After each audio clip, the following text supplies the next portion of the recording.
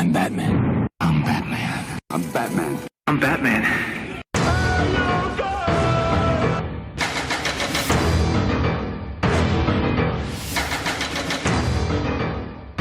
Welcome to the Hey You Guys podcast. I'm Rob, this is Liam. And this week, instead of covering an individual film, we have a treat for you. A guest who has worked in the film industry for many years and has worked on what is safe to say many of our favourite films in his career. I'm sure we will get stories that span over these films, but mainly we will be hearing stories from his time working on not one, but nearly all of the mainstream Batman films. Welcome to the podcast, Dave. Thank you for joining us. Hello. How are you? I'm fine, thank you very much. Awesome. Yeah. Do we miss anything there? Because obviously we are going to talk. No, that's very good, and it's short, and no one really wants to know all the details. I mean, I kind of do, because you have worked on all sorts. I mean, we're talking from everything from Time Bandits to Fifth Element, Star Wars, Captain America. Legend, of course. Legend. He has to mention Legend. So, I mean, in terms of your career, I mean, it really is a wide-ranging career. And I got lucky very, very, very early on, mm-hmm, and I think the big luck was Time Bandits. Was that what got your foot in the door, as it were? I used to be an actor. Mm-hmm. And I was a relatively successful actor in a very small pond. When every small town had a local theatre and all the rest of it, and I worked fairly constantly. Nothing exciting, nothing grand. But even when you work, there's a lot of downtime in the theatre. Mm-hmm. So I had a hobby, and my hobby was sewing, making clothes. And someone saw that and asked me to make a costume for them. Yeah. Well, I started to make things for other people, and then someone saw me doing that and said, would I consider making costumes for Aladdin at Croydon, whatever the theatre in Croydon is called. And one thing led to another, and you need a lot of helping hands in the costume world, as indeed most craft-orientated things. So I was still acting, and I helped out someone who became a very good friend of mine. Her first job as a costume wardrobe mistress at the time, costume designer, was measuring my inside leg. And that's a good way to be introduced. Yeah, it makes you very familiar very quickly, doesn't it? No doubt. And we got on very well, and I helped her out in wardrobe several times. And she had a friend who used to make costumes in London, big time for the ballet, and who loved doing multiples. So she always needed people to sew hems and that sort of thing. And I joined that team. And on that team was a girl who was Charles Node's assistant. Charles Node designed Blade Runner. Oh, awesome. Oh, lovely. Not at the time. Yeah. And he was a part of a group of BBC designers associated, principally, as far as I'm aware. He did a lot of other things, but with the Pythons. And the Pythons went independent from the BBC, and they took their family with them when the family wanted to go with them. So they took Hazel Perfect, who was their costume designer, and she needed help clearing a costume rail on a Sunday, and I was out of work, strike available, and I went in to help. And she'd brought in her old friend Charles Node to do some of the costume work. And she was working with a designer called James Acheson. Charles, as I said, went on to do Blade Runner, you'll know that. Yeah, I've heard of that one, Oscars for Last Emperor, Dangerous Liaisons. And Jim's claim to fame, as far as I'm concerned, and I'm sure he'll hate me for landing him with this, is he's the man behind Doctor Who's knitted scarf. that is a claim to fame. Yeah, he didn't knit it, but he got it in front of the screen. And Hazel was starting a family and didn't want to work away from home or work constantly. Jim and Charles knew one another from the BBC, and that's how I was introduced to them. And so I worked on Time Bandits. And, it's amazing, as you say, how you need that little bit of luck, I suppose. You think of all those kind of talented people who just don't get that break kind of thing. But, sometimes you just, the right person, the right time, I wasn't looking for a break. I wasn't. Yeah, well, that's what I mean. You weren't even looking for it. You just walked into it, which is equally amazing. There was still a rep in every town. I'd be doing Agatha Christie and Hull. Oh, God, yeah. So at this point, were you still concentrating on your acting career? You still wanted to do the acting side? I desperately wanted to double bubble. Okay. I wanted to do both. Okay. And on Time Bandits, Time Bandits was a very small team of people with little capsules of time. It's a very episodic film. Yeah. I mean, in terms of, like you say, costume design, you're talking the French Revolution. You're talking kind of, Roman history. There's all sorts going on. Napoleonic Wars, I seem to remember. But Napoleon, sorry, it is. You're not entirely wrong. Titanic. The Titanic, of course, and fantasy sequences. Yeah, I mean, the fantasy sequence in the end in particular, the stuff at the end really is striking. I mean, it is, visually unique from a costume design perspective. The production design and the costume design, and it's wonderful because the scope was enormous. So they needed help. Some days they'd be doing something very intimate, or small scale. Yeah, small scale with little people.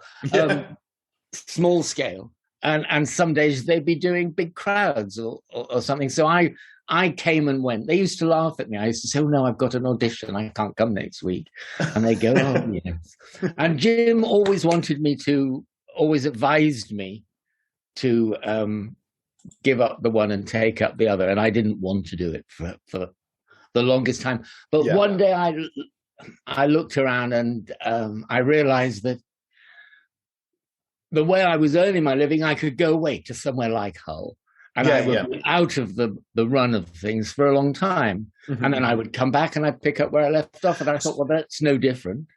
Yeah, I guess what happened was it just kind of flipped. Like, you had what you wanted to be a job, and you had a hobby, and eventually that became your job, and then maybe acting became your hobby because the emphasis. And I guess at some point, acting just disappeared. But I'm not surprised. I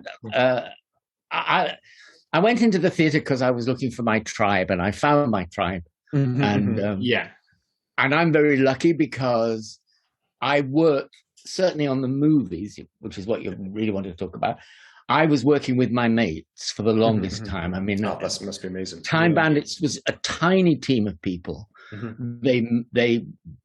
Jim closed the workroom. He had a build period, and then he closed it, and they were just working on the shooting schedule, which is a little. I don't know if it's unusual or not, but it was. I didn't understand it. I didn't understand why there was a room full of fabulous costumes that had just materialized from somewhere. Before we get to the Batman, which is what we're really here to talk about, you actually worked on a film. I think it was just after Time Bandits that I don't think many people remember. There was a film with Elizabeth Shue and Terence Stamp, Link. Oh, I didn't know. Did I tell you about that, or have you found that out? No, I found that out, but I love Link. I think Link is Internet sleuth again. Unbelievable. Link does the research. Most ridiculous premise of the movie. And it's the film I was most miserable on. Oh, never. Sorry. No. And I used to go, listen.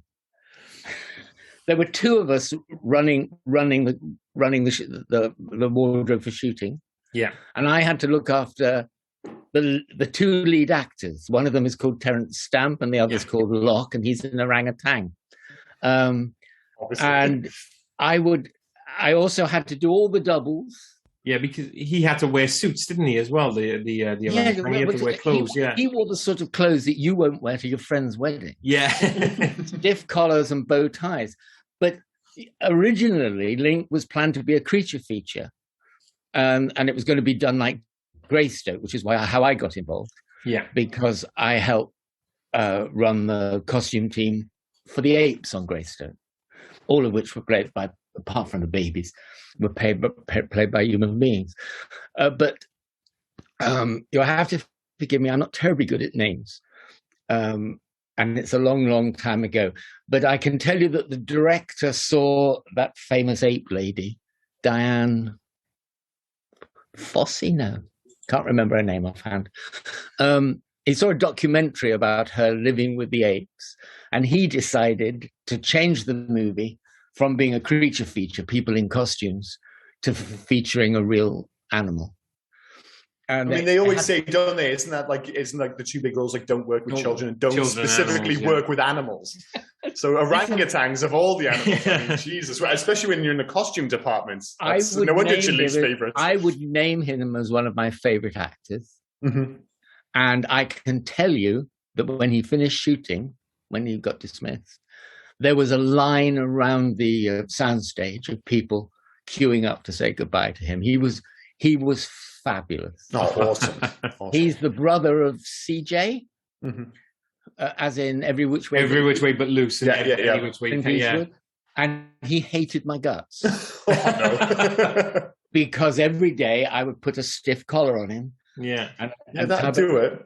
Now, you'd have to understand the premise. I love the fact that even the orangutans in your stories are celebrities. It's like, oh, of course, the brother from Every Which Way, of course. Well, you're related to a big celebrity. There you are. That's it. I mean, is it 6 degrees of separation? He's probably related to Kevin Bacon. Yeah, 6 degrees of Kevin Bacon, yeah. The premise of that movie is so ridiculous. It is insane. It is insane. A professor of anthropology who has trained a chimpanzee to be his butler. Now, they couldn't find a chimpanzee to do it because one of the things the character, Link, has to do is use fire. And of course, that's not on for most of those sorts of animals. So it sounds like an accident waiting to happen in there. So they found an orangutan, and he had to work with 2 other chimps. Mm-hmm. And they found a retired chimp who he knew, and a small chimp, and they all flew over from America, and he was international flights aren't fun anyway. Yeah, and he was bunged into the hairdressers. Had all this. I don't know if you know this. I'm sorry to patronize. Orangutans are orange, and chimpanzees aren't. Yeah, well, that is one of the major issues there, I suppose. So they had to dye his hair. They had to bung him into a hairdresser's. And he had his hair cut and dyed. And he used to have, it don't look like chimpanzees. So it rather undermines his performance as a professor of anthropology that he can't tell the difference. Yeah, they're not even particularly close, are they? Orangutans and chimpanzees. Not at all. But this guy could handle fire. He couldn't, by the way, swing from limb to limb on a tree. So they had to import an American midget from Australia in order to do that. So we had to dress him in a suit. We had an English stunt guy who also had to wear a suit. Mm-hmm. In order to make it work in the schedule, they turned the sound stages A and B at Shepperton, I think, into a quarantine area. So when we went on location in Scotland, we had to take a completely different animal because nobody watching Link appreciated this. I don't think anyone was expecting a deep dive on Link. I'm so glad I brought this up. Link was a success to Foo in Paris for 2 weeks. You can't say better than that. Oh, that is a good shout. And I don't know how we're quite going to jump now from Link to Batman, but we're going to have to try it at some point, I suppose, aren't we? Well, we could have. I so want to know Robert's in charge, so you can just tell me to be quiet. No. I so want to know about the gold tunic. I still want to know about the gold tunic from Legend, but we'll get to that later. I suppose the question then is actually putting I'll try and segue into Batman, how you put the Batman suit on screen. Like the whole rub, because you started on 1989's Tim Burton Batman, didn't you? I did Michael Keaton in England, and I was only just on the team for that. That must have been a pretty big deal, though, because we kind of take Batman for granted now as being this dark, moody character. It very much kind of you could put up the kind of the outline of Batman and everyone understands the character. But obviously back in 1989, when the vast majority outside of, your comic book nerds and stuff, most people when they thought of Batman obviously thought of Adam West. Yes. They thought of the camp Batman, that kind of traditional 60s pow, whack, all that stuff. And then suddenly to get this move, it must have been such a big emphasis on getting the suit right, Well, you've got to thank Bob Ringwood for that. And I think it's traced back to Bob Ringwood the way the entire fantasy costume in films has developed, because he found a way of putting that image on the screen. In television, they didn't care that he had, it's the cliche pants over his tights, and all of that. Yeah. And Bob had on Time Bandits, I'd met a lady called Vanilla Burnham, who was a costume prop maker at the time.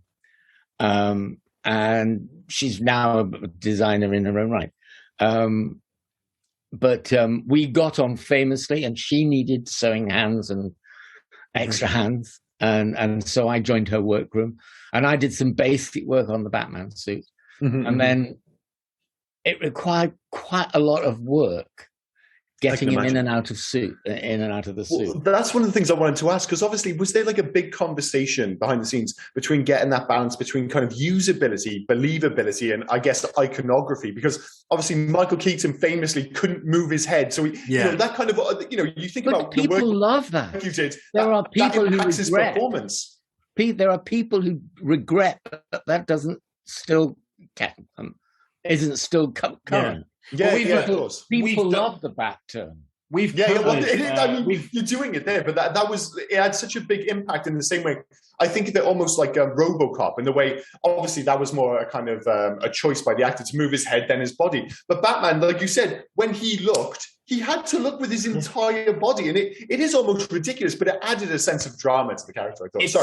It's funny how you say that most people loved it, because we've covered Batman on this podcast, one of our first episodes, and that actually came up. And Liam, you said that you loved the whole Batman turn with his neck and things. So it's funny how that's changed, and how now when you move on to the other Bat, like they actually emphasize on the whole neck. Well, that was the thing, though. I wanted to ask you about that, Dave, because obviously, apologies, I am jumping ahead here to the Nolan films. But one of the things you notice is, in the second film in particular, there is that change of outfits, and it's written into the script. But I wasn't sure if it came first. It was like, oh, this is a plot point, or whether they wanted to have two suits. Because in the first film, in Batman Begins, 2 questions in one. I do apologize. Yes. No, you don't know, but. I can tell you from what I understand about what you call the Nolan. I thought you were going to talk about the Nolan sisters. I had to jump. Well, we've already talked about Link, so it wouldn't be that much of a surprise, I suppose. What I understand was that the franchise had been somewhat hit by the excesses of Robin and Batman. The Schumacher and it slumbered for a while. And it was Chris Nolan and his brother who came up with the script that Warner Brothers thought they could revive the franchise with. And Chris examined everything very, very carefully and tried to put a logic behind everything. But I believe, and this is only from my standpoint, you'd have to get the fact checker out. But Lindy Hemming, who designed those series of Batsuits, and Chris Nolan really wanted to design something else. Yeah. But they were told they had to feature the first suit. Yeah. Or a version, what you understand to be a version of the first suit. I know all the differences. There are fans out there who know more differences than I do. Oh yeah, there's those deep dive fans who know everything, of course. I mean, and the guys who go to Comic-Con and this guy wears a Begin suit and this guy wears a Dark Knight suit. And they all develop. The great thing about a long-term association with a franchise is you have a chance to re-examine what you've just done, of course, and decide where you want to go next. And that was very true. I'm going to take you back to the two Tim Burton films.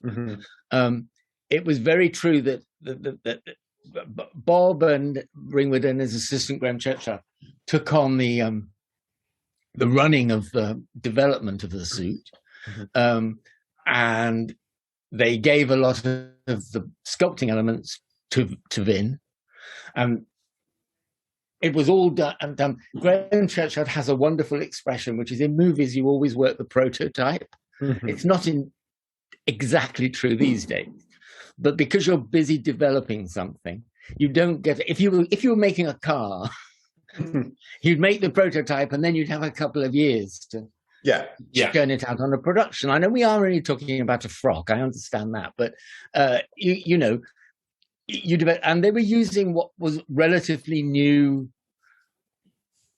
They weren't new technologies, but they were the materials and fabrics they were using were a bit of a development. And so Batman one was done on the lam, is what I'm going to say. It was done incredibly quickly, with a very quick turnaround. And the great advantage, we're going on to Batman 2, and I'm sorry, I don't call them by their film names. Just Batman 1 and 2, so Batman 1, 2, 3, 4, about it, but I do get a bit confused.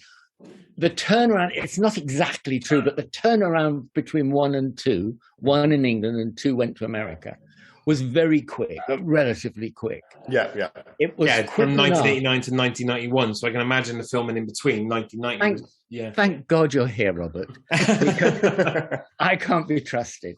But it meant people like Vin were able to look clinically at the costume they'd got onto screen. That was a major achievement. I have no doubt. And go, well, how can we improve it? And this happened in every movie after that. So we try. The principal sculpture elements on the first film were latex. Latex has a lot of advantages, but it's incredibly fragile. And they were all solid pieces. So that's why you couldn't turn. The gap between the outline, the silhouette of his cowl and his neck was a solid piece of rubber. And you do that because you have to. And then you realize that the guy can't turn, and he finds a way of making that work. So, but I guess you've already got the icon. And I wonder, like, did you know at the time that you had something special? Because like a big thing from like the 1989 Batman film in particular is that it's so the suit, the car, obviously Tim Burton's very gothic set design. When you were in the moment, were you kind of like thinking, oh, this might be something big, this might be something quite, or is this completely out there? I can put my hand up and say no. But as I said, I only had I had an ongoing but from time to time association with that suit. I certainly didn't. What happened was William Todd Jones, who is a force to be reckoned with in the film industry, is a puppeteer principally, and has done a lot of suit work. He looked after Michael Keaton's suit on set. Michael Keaton had a stuntman whose name was Sean. I'm afraid I can't remember his other name offhand. And he couldn't match Michael's moves. My theory is, and please don't repeat this, is he'd hit too many walls in the course of his career.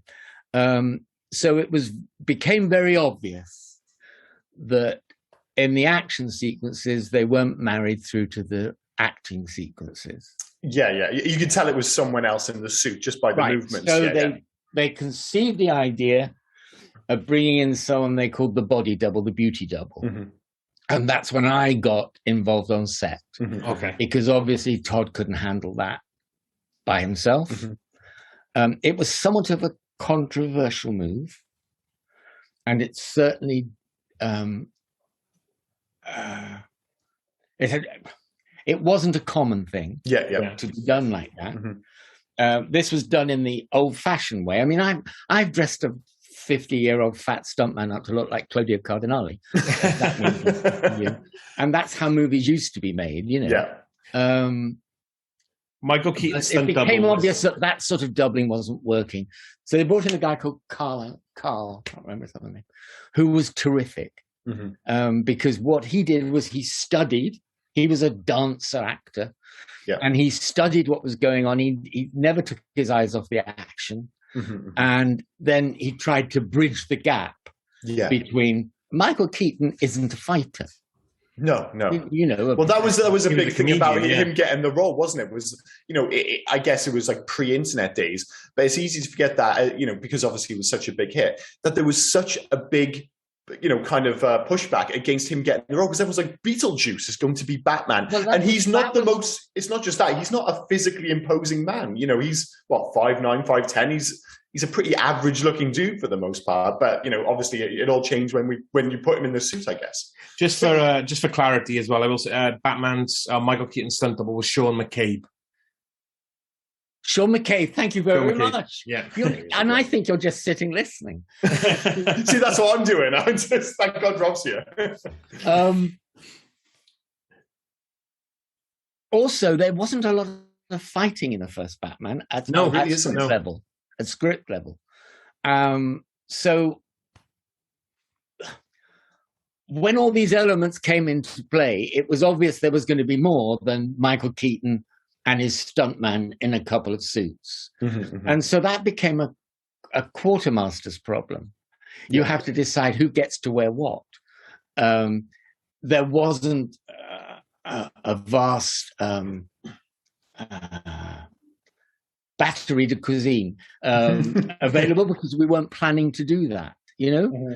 So as far as I remember, there was something like half a dozen suits, which are incredibly vulnerable. Latex is a bit like what you probably use in the bath, you know, a bath sponge. It must be this like constant thing. Like, you know, I appreciate, as you say, you had quite a few suits, but they must be so expensive to kind of, you know, to make, to produce. They're not half as expensive to make as they sell for on the internet now. No, of course. Yeah, you had the cowl, and it was all one. You said it was one, and he couldn't move his neck. What was because he couldn't raise his arms as well, could he? He could only get his arms so far up. Well, I think the early attempts at processing the foam latex, there were a lot of variables. I've since worked with some almost scientific people. A guy called Mike Jolly in America who did probably 3 and 4. His place looked like a laboratory. And when Brian Best took on casting the mold shop duties on Batman Begins, I've remembered the title. That was my sorry. That's okay. Brian took on the mold shop, and Henrik Svensson and his now wife took on the mold the processing the what was then urethane. And it was fabulous. It was like a chemist's laboratory. It wasn't like a costume shop, which is full of old bits of tat and everything. It became a very different thing. But the early days, Batman 1, from memory, we had about 6 suits and some capes.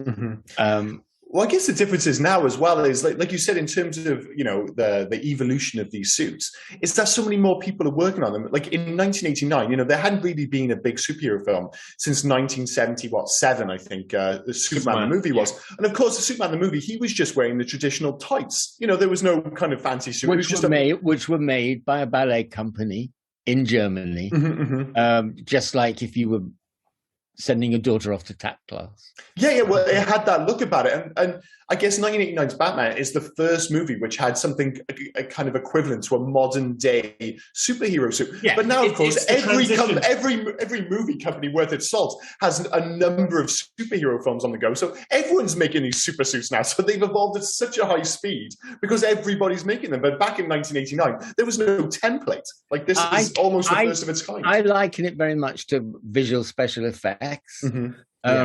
For a specific movie, you can maybe budget a terrific effect, which is groundbreaking. Then all of a sudden, everyone's making movies with fire in it. Well, it's the Matrix, isn't it? It's bullet time. The Matrix did bullet time, that everyone's slowing the camera down. It's the same thing here, where obviously you've got this suit and then everyone's trying to do the same. You had a host of them in the 90s and 2000 where they were just trying to impress it. Liam asked a very intelligent question around the whole bat suit for Dark Knight. And I didn't answer it. I'm so sorry. That's okay. My question is not going to be intelligent. I want to know where the bat nipples came from. Well, actually, just before we get to the bat nipples, I am going to just jump in because I just like to, because obviously, you know, the bat nipples are part of the whole Joel Schumacher, you know, Batman Forever, Batman. That's where they came from. That's what he wanted. Of course. But when you were working on obviously you'd worked on Batman 89, you'd worked on Batman Returns. Were you and other people working on these films shocked to see the shift in visual tone for the Joel Schumacher films? Because obviously you're going from this very gothic Tim Burton to this day glow Joel Schumacher film. And sorry, Rob, we will get to the nipples. Damn it, I need answers. I think it's fair to say that the involvement of people like myself, I wasn't a big fan. I'm not a big fan of I wouldn't put myself down as a fan. Batman or Joel Schumacher It's a job. It's a job. Yeah. And you've got very heavy deadlines, probably, you know. As I say, Vin was able to look at what hadn't worked to her satisfaction or to other people's satisfaction. Some of those things she took a lot of the English people with her to America. So we're now on to Batman Returns. Batman Forever would be the first Batman Forever film. No, well, I'm going back one. Oh, sorry. Batman Returns was the second Tim Burton film. Yes, the second Tim. Tim got more of his druthers on that movie. Because you have to understand that Batman 1 was, regardless of the costume element, was so exciting to work with because there was a bit of Gotham City on the back lot at Pinewood. That must be amazing. And you can see that so much in the film, the physical impact of, like, it's clearly a set, but in the best possible way. But it's also a set outdoors, and we filmed at night. So the fact that it's a set and it's only 2 stories high disappears as darkness falls, and they crank up the steam on the streets and they bring in the action vehicles. So suddenly the kind of the limitations of the set kind of blend into the night almost, so it feels more like a real place. In Batman 2, as I call it, Batman Returns. I'm forever now just going to call it Batman 2, 3, 4, 5, 6, 7. Yeah.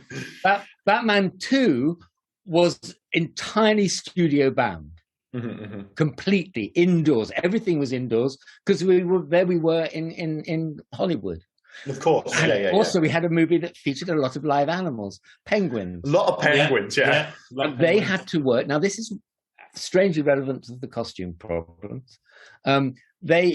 Penguins aren't used to working in hot climates. So the sets on 2, which were all at Warner Brothers and Burbank, were refrigerated, heavily air conditioned. You have to keep the talent happy. You have to keep the penguins happy. Yeah, too right. So Batman didn't have a problem with his neoprene. Didn't have the same major problem he had with his neoprene and latex suit that he did when we went in Batman 3 and we went on the streets of Los Angeles. Oh yeah, that's a very different beast, isn't it? Yeah. That is a very non-penguin friendly. Luckily, there was no penguin in Batman 3. So, you know. No, but there was a Jim Carrey who I can imagine wasn't happy either. Really hot and difficult, and even the stomach. But by then, we got onto this thing. It was obviously realized you need a team of people to make a Batman, not make a Batman film. You need Michael Williams, who did Justice League, said something which might be a cliche. I've never heard it before. He said it takes a village to make a costume. I'm only one of the villagers, and I have a very site-specific view on things. But the moment you go out into the streets, you've got a terrible problem on care. However, sorry, I know where I was going. We then had a team of people bring Batman. We had, I'm not so sure, I'm pretty sure I'm right. George Clooney, Batman 3. Batman 4. Batman 4. Batman 3 Oh, was yes, sorry. Val Kilmer. Okay, in Batman 3. No, that's foul, isn't it? Sorry, in Batman 4, you're right, I'm wrong. Lose a point. I have a feeling there were at least 11 people who wore the Batsuit on screen in Batman 4.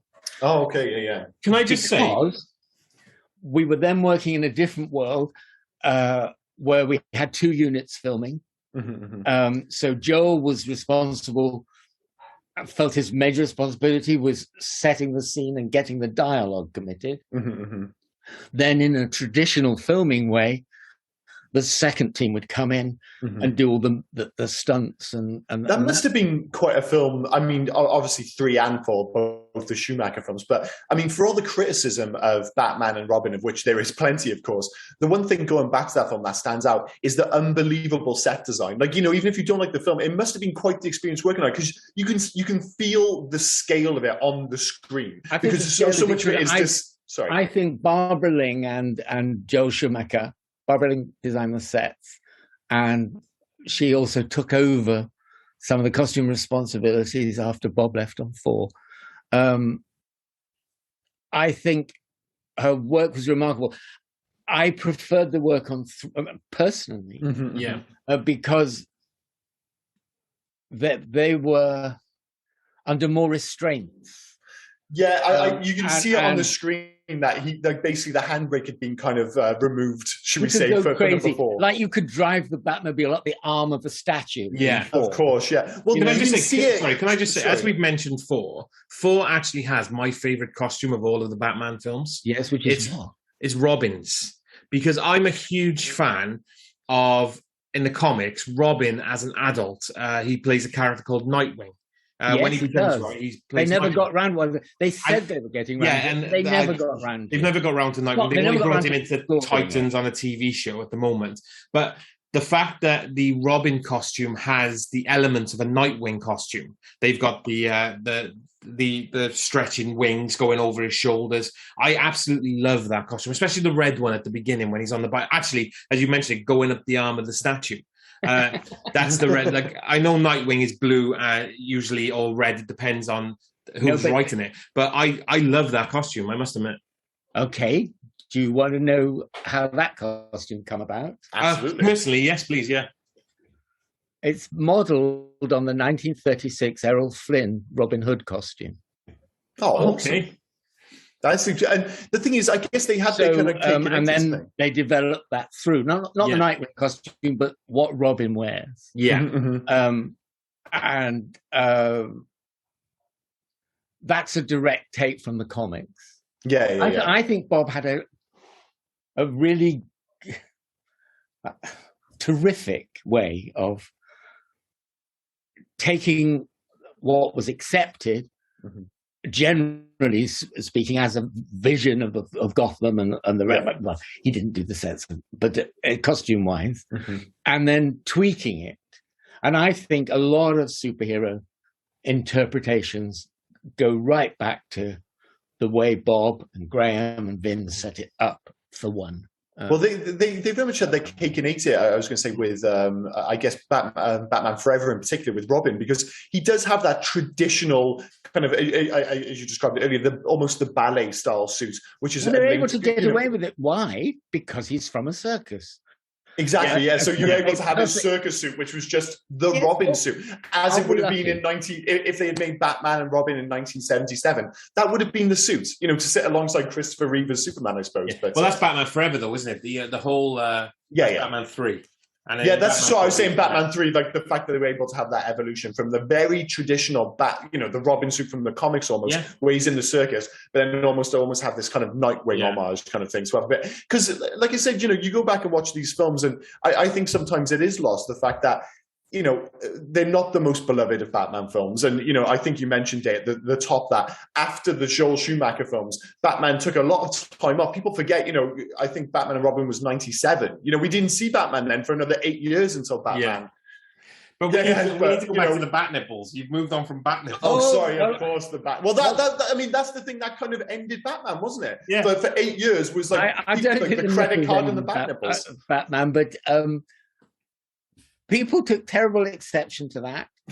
Yes, they did. Some people did. I have actually been in a production meeting on another movie altogether when someone was suggesting gilding the lily, if you like. Very nicely put. And the director stood up and said, no, we don't want nipples on the batsuit. That became... it's like an industry standard then. It's the equivalent. It's the more modern equivalent of jumping the shark, should we say? Yeah. Don't put nipples on the batsuit.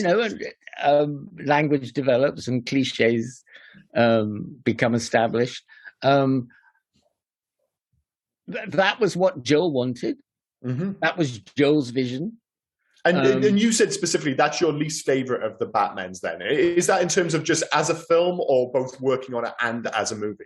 No. I took my job very seriously, and Joel's was a fabulous person. I have no doubt, yeah. As I said, on a visual basis, they're still very impressive. It was terribly exciting because one's in London, two's in Los Angeles, or in Hollywood, three's on the streets of Los Angeles, and four is in New York. You're in Gotham City. You are hanging a man from the Custom House in near where that bull is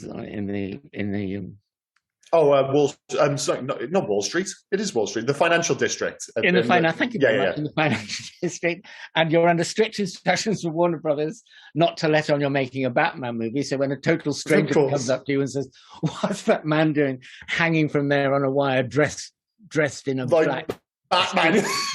Is it Batman?" You have to say no. It's got to be tricky as you walk around. It's so exciting. Are you working on a movie? No. Is that Arnold Schwarzenegger? No, that's definitely not Arnold Schwarzenegger. That's not Batman. That's Fathers for Justice. They just cleaned the window. Of course. Yes, because they did that, didn't they? They did. Yeah. So your involvement on a practical day-to-day, you don't see a lot of that vision. That only comes later. Yeah. I mean, if you see the artwork and because there's a lot of concept art which you can reference, but that quite often comes as a surprise because you're working in an enclosed area. Yeah, of course. What I love these days is I filmed Toad Hall in Romania, which isn't exactly in Wind in the Willows territory. It's not Surrey. Yes. And we would film directly when they didn't want. That's going to turn into a saying. That's a T-shirt. Romania isn't Surrey, just to be clear. It definitely wasn't, and it was very hot as well. But we would film the riverbank scene, and there'd be a block of flats. The next time I saw it, there were no flats there. Yeah. Or you restrict your camera, But so a lot of that comes as a surprise. It is weird because, obviously, as a movie goer rather than someone like yourself who works on it, for the most part, you don't notice those things. But recently, and I appreciate notice them. No, of course, but it's when it's filmed somewhere and the only reason this comes up, and I appreciate it's not, I don't believe you worked on the latest The Batman film with Robert Pattinson, but there are large parts of that film that are shot in Glasgow and there are a couple of shots at the end which are shot in Edinburgh. And of course, I know those areas so incredibly well, so you're watching it and it suddenly removes me from the film because I'm like, wait a minute, that's not Gotham. That's central Glasgow. Well, it's the same I don't with care how many trimmings you put on it. That's, I know that location. It's the same with the Batman, isn't it? Probably, Begins and Dark Knight, because they're Chicago, aren't they? I love Chicago. Oh, it's a great cinema. I love Chicago as Gotham City. Sorry, I like it very much anyway. Yeah. I was just going to tell you that The Exorcist was ruined for me because I sat in a public cinema next to someone who went to the college where the where those scenes were filmed. And so all I heard was, the science lab isn't down that corridor. Yeah, that would ruin it, in fairness. So that would be like sitting next to you in the Batman. Chris Nolan grew up in Chicago, as I understand. And so it was a long-term developing vision, but it's the perfect architecture. It really is, isn't it? And the thing is, you see it on screen. There are a lot of wide shots of Gotham, especially in the second film, especially in The Dark Knight, where it's like, other than maybe a couple of very minor changes, it's just Chicago.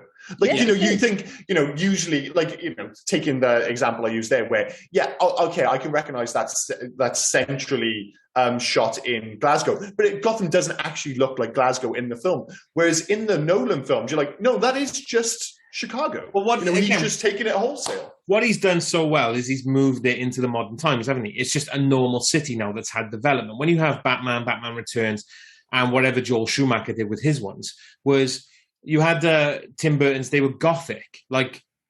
They were just old and... Do you know what I mean? It was just it was places that shouldn't exist anymore. But with Chicago, it could be now.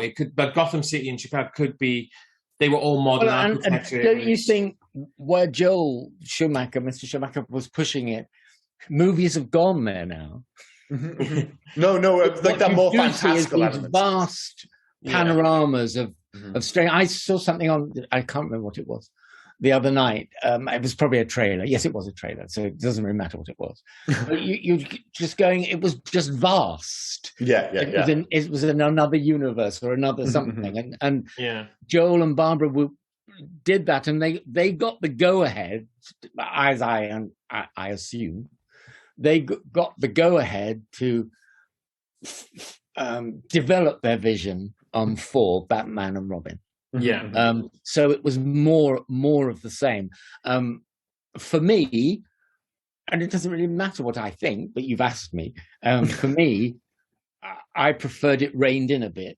I mean, no matter how vast something gets, it's not going to be driving your Batmobile and the arm of a massive, like a giant statue, is it? Let's be fair. It's terribly exciting to see, and I understand. And I do. We don't all want to watch loose women and crime documentaries. We want to be taken to new places, and movies have got the machinery to do that.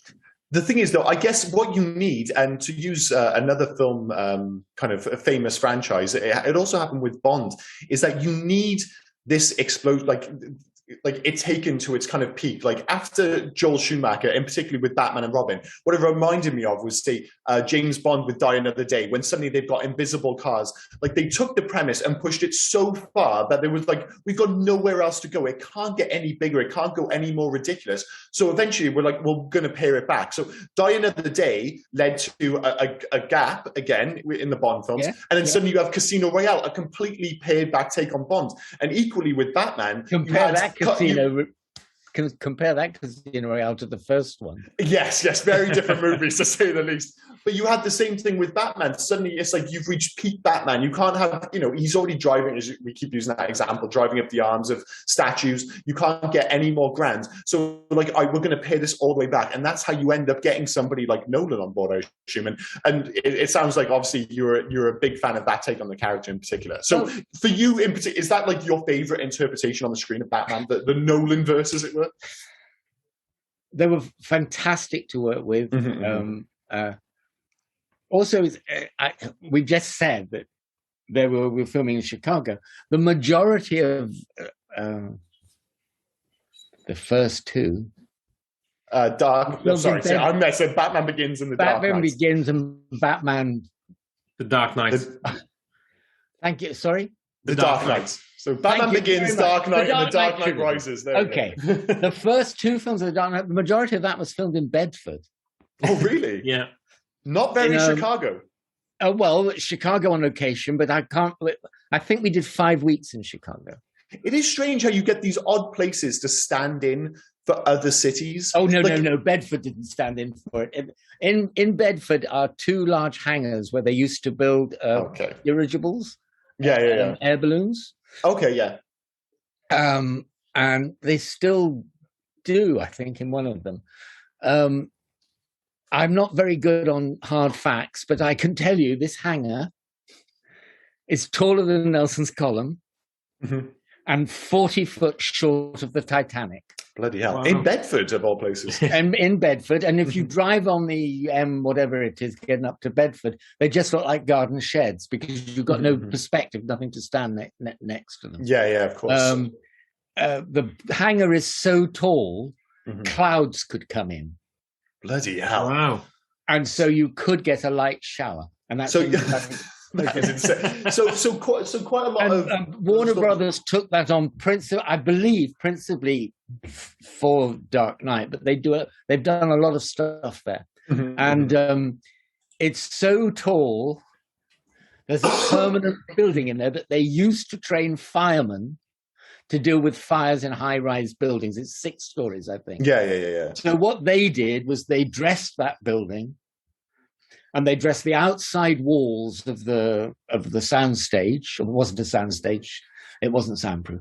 Of the building, so there are windows that, when it was a hangar, used to open. Well, obviously opened out and let light in, and they became the walls of. They acted the role of buildings. Yeah. That it's very theatrical how they did it, because there's just a suggestion, a billboard here, a little bit of detail there, and then you get on a plane and you fly to Chicago and you go, oh my God, that was Chicago. It matched brilliantly. But we filmed everything. We filmed the L train sequences. Everything was filmed indoors. In the daytime, in Bedford. What was it? What was it like seeing the Tumbler up close, especially out in the Chicago, the Batmobile? I'm not really a car boy. I'm sorry. That's quite all right. Yeah, that thing is insane. A good friend of mine did a lot of Chrissy House did a lot of work on that, and it was a wonderful thing to see it trundle. I can tell you about the Batmobile that they made for the third movie. That was a very distinct. Oh wait, so when we say the third movie, we're Batman Forever. I'm sorry. Yes. Yeah, that's fine. Batman Forever. Not Dark Knight. They spent a lot of money building 2 cars because a lot of people are into the machinery. Yeah, and they had their own transport to get it to New York because we were actually filming in New York for that. It's far beyond my comprehension. It's far beyond my area of interest and expertise. And that vehicle had airfoils off the back. I was going to say, I can imagine they had to have a clearance just for that fin that they had. So they used to split at speed and come together when it was slow. And it came out on the set of New York, on the streets of New York, and it made its way down one street. And it took all the paint off the hubcaps because the streets are so uneven. Yeah. And also, it gave itself a slow hand clap all the way down the street. The vehicles banging together, and a gentleman from the props department ran out with a piece of gaffer tape, and I knew I was home. Amazing, because he solved that problem with a piece of gaffer tape. Well, it's weird, isn't it? No one's made a movie without gaffer tape. It's impossible to. No, I can imagine, but it's weird with the cars because beyond how they move and stuff. Just if we're looking more as them as a kind of piece of set design almost. Yeah, it's like they almost define the films more than the suits because I feel like you could take the suit of, say, 89 Batman and put it in the other films and it would still work. But you look at the cars in particular, and they so clearly define the different kinds of movie. And I think that car in particular screams Joel Schumacher, or certainly Joel Schumacher's take on those movies, because the other ones, they, especially the first film, it has that kind of almost faux 50s futuristic design to it. And then, like you said, the fact that it's just got these huge things sticking off it, it's a patently absurd car, and it must have been quite the sight to see that driving down the middle of a street in New York. But all those things are exciting. When it suddenly comes together. I talked about the set at Pinewood in England, or even in real times when you go out on the streets of New York or Chicago. When you hang a man on the side of a real building in Chicago, 20, 40, 8 stories, isn't it? I think I can't remember anymore. But a long way up. It's awfully big. Yes. It's extraordinary. We filmed in the Jewelers Building in Chicago. They used to, in the 20s when it was built, you could drive up to your office inside the building. You could drive up inside. Yes, you could drive up. So they filled that with offices in the end. And we were so far up. We weren't at the top of it, but that's where we put Buster out on the gargoyle. The Batman films love a gargoyle. I think of course they do, and those are fabulous, and that's real. And a real helicopter comes in, and everything goes haywire. And you suddenly realize how dangerous it all is. But that's you must have seen a lot of it, because you think of like a lot of modern day superhero films. They're very obviously CG heavy, but the Batman movies, and I'm talking right up until the most recent ones, they've almost, obviously there's a lot of CG involved. I'm not doubting that, but right through to the Nolan films, a lot of it is physical. Like the famous scene I think of from The Dark Knight, for instance, is the scene with Batman and the Joker where they're driving down the street, and the Joker's in the truck and Batman's on like the that was bike. Real. That's what I mean. You can see that was to beyond this day, real. And when they flip it as well. I mean, you can see it. You can feel the difference with those kind of films, and you get it with most of Batman films, whether it be the sets on Batman and Robin or shooting. I assume that was shot in Chicago. Yeah, you can feel the fact that they're in Chicago and in the middle of the financial district. Amazing. You wouldn't do that you wouldn't get permission to do that in London. No. Oh no, I don't think you would. No. The one that comes to mind for me is the one in Dark Knight Rises, where they split the plane, and they turn the plane inverted, and they rip the wings off the plane, because that's all practical as well, and that looks really. Obviously, they didn't tear a bloody plane in half, but it looks amazing as well, and that's practical effects as well. I think Christopher Nolan wanted use CGI to enhance what he could not otherwise achieve. Of course, everything is the blowing up the hospital behind the one of the most memorable scenes. That's a real building now. It isn't actually a hospital. No. But the fact that it's a real building, and they very really blew it. And they really did blow a bit of it up. And that was an actual mistake as well, wasn't it? I don't know. With the Joker, where he's trying to make it explode, but it didn't happen when it was meant to happen. Yes. Yeah. There was a misfiring. I didn't know. And Heath Ledger delivers that dressed as a nurse, which is a fantastic outfit, going back to costume design. But how he delivers that as well, how he acts shocked and then jumps into the bus and drives away. I mean, Heath Ledger is fantastic in that film anyway. I remember that there was a morning. Obviously, we filmed at night, and there was a morning. Not the morning of that lorry stunt, but there was a morning when things got a bit out of schedule, and someone was trying to get to work, and they were very impatient, and they had to wait while 2 Batmobiles cleared their path so they could go to work. Amazing. How do you explain that? It's like, the Batmobile got in the way. It amazes me because filming is very arrogant. That's different. It's a set, but it's not unusual to be walking down the street in London and someone says, "Could you just hold on a minute, sir?" Yes.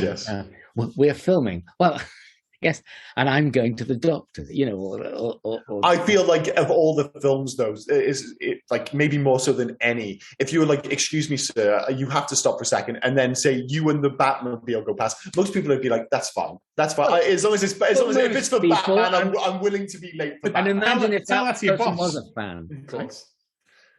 I think my boss would understand. I think it's where you're late and you go, sorry, I'm late. The Batmobile just drove past. Yes. Well, if you use two of the examples we've used, like, oh, I'm sorry, I'm late. I got caught up on the set of Link. Everyone's going to be like, no one cares. Like, everyone's like, no one's going to care. But if it's Batman Begins, I think it might be a different kettle of fish. But so did you work on all three of the Nolan films then? Because it is, yes. I find it amazing. Like, was it because you had worked on the other Batman movies that they kept calling you back? Because obviously the fact that you've worked on all of these movies is unbelievable. Graham Churchill had to set up the Nolan films, but I think was probably only one to start with. I don't know what plans were made. Well, I guess it was like there was no guarantee that it was going to be a success. And that was 2005. It was before the big Marvel boom in 2007. And he felt very strongly that it gave them continuity.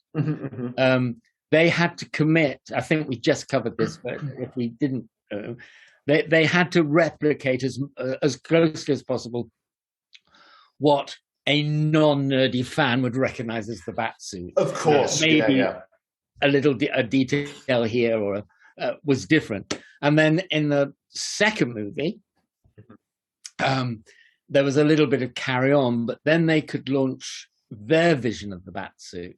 Oh, and so that was very much, they wanted that in the first place almost. So it was almost like, I'm pretty sure they were. You see, materials and stuff we use have changed. Of course, I've said how fragile foam latex is. You know, by the time we made the Dark Knight movies, we were into polyurethanes, and the Jean, stunt driver, the guy who did all the bike stunts, and that didn't wear any other padding. Yeah. Because the padding, the body armor we used was very much like Dionysi motorbike gear. Yeah, of course. And there was enough protection for him in the main. Yeah. You know, like, because I guess at that point, once upon a time was squeezing people inappropriately developed muscles into tiny constricting suits while they were wearing padding they'd never told you they were going to wear. Of course, so they come along to the audition and they go, well, I look just like Batman. And then when you go to film them at night, they walk in with a suitcase full of padding and probably because they got to protect themselves, they're doing a job, but they don't always mention that. You know? No, I think that's such an interesting point you make. Is, you know, you think about how different the Batman movies are if we go from the Tim Burton, the Joel Schumacher onto the Nolan films. But like you said, the reason maybe, you know, you've kept getting called back is that the one thing that links them is that you still need to have that iconography linked to the Batsuit. The most important thing is the Batsuit. And, you know, you can build a new world around him, but you still need, as you say, for the non-comic book nerds and stuff, someone who can just at a glance immediately say, well, that's Batman. That is Batman. It was more on a practical side of things. When Bob was mounting the third movie, Joel Schumacher's first movie, he called. You understand what a dresser is? It's someone who helps someone into costume, and we all know that stars have their entourage, and people help them into costume. And it was Bob who said, "No, get Day in at the beginning," because we were fed up of him saying, I don't know why you did it like this when you could have done it like that.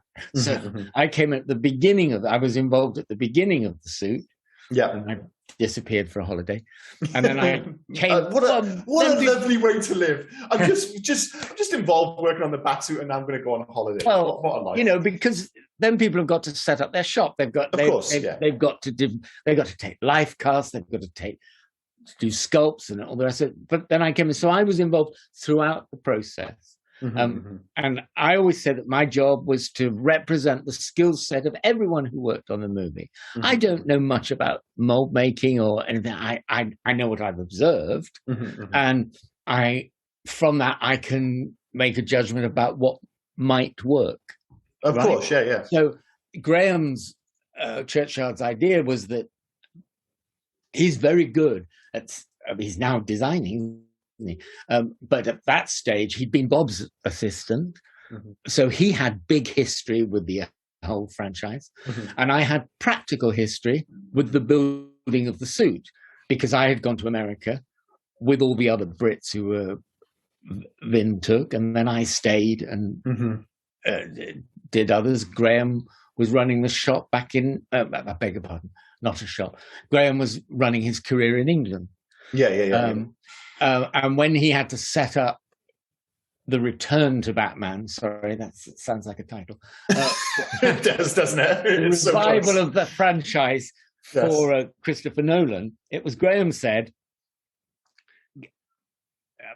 having Day there would be useful because he's not a strict specialist. He's got a view on all the bits and pieces. Yeah. So you've got more of a kind of general overview kind of thing. So you can kind of like you can help to point a multitude of people in the right direction rather than. That's really what you need on set. 100%. You're having to think on your feet, and I have got a piece of paper somewhere, but I haven't brought it down with me. But I can tell you that if we had 6 Batsuits, which I think we did on Batman 1, Tim Burton's first film, by the time we hit Joel Schumacher and Batman and Robin, in which there was a Batman and a Robin, and they pretended a Nightwing but didn't really get there, plus a Batgirl. Of course, Batgirl, yeah. There were 114 suits. Oh my goodness, wow. Jesus Christ. Because we were running so many suits. Yeah, that's a lot of suits. We were running 2 units. Everyone had to be camera perfect. They're vulnerable. You have to have 3 suits a person a day. Yeah. Just in case. You have stand-ins. You have specialist suits. So by the end of filming them, was there a lot of gaffer tape inside those suits? Like you said. Not on my watch, love. Of course. So was it paid back? Oh, sorry. Rob. I just wanted to ask, because I know we've talked a lot about the other ones, but we haven't really mentioned the Zack Snyder films yet. I just wanted to ask the decisions around that Batsuit, because Ben Affleck's Batsuit is completely different. I can't help you with that. Well, I mean, that one was different. Absolutely true. I worked on those movies. I did fittings in England, and they were American-based movies. Okay. Oh, fair enough. And that one, I guess, is a unique one because it was so the Frank Miller suit, wasn't it? Like the other ones, they very much. I mean, I know there's been 1,000,001 Batman suits in 1,000,001 comics, but for the most part, the movies they're their own creations within a certain limitation. Whereas for the Zack Snyder suit, he's just gone. Well, I want the Frank Miller suit. Yeah, it's Frank Miller's Batman Return suit. Yeah. So out of interest, I think they choose what they want to reference, and don't forget an awful lot of work is done before costume people turn up at all. Of course, yeah. Concept artists are a major contribution to this because, and a lot of the concept art always had to be done with the correct background. Yeah. To see that it fitted the vision. Yeah. It didn't look like, we've all seen someone whose name I can't remember. We've all seen costume designers hold up a picture and it's a nice white page and there's a very lovely stylized silhouette of a costume. You don't get a lot of that. What you get is, and you can't say, oh, well, there's 100, you said thousands, didn't you? There's thousands of images in the comics. Let's take one of those. It all has to be done. So I have a feeling that it wasn't long before all the concept art came fully formed. Yeah. With the city in the background. Oh, I bet. You go into discussion and you say, what something might change. I don't know. An element could change. Then someone will not unlikely go back and adapt the concept art. So you've got a consummate image of the decision that's been reached. Not always, and that's frightfully annoying, but it can be. So that's before a costume person comes along. Maybe a costume, before a practical maker comes along of any sort. You know, that's the design team, and they're discussing the overall concept. It's got to fit there.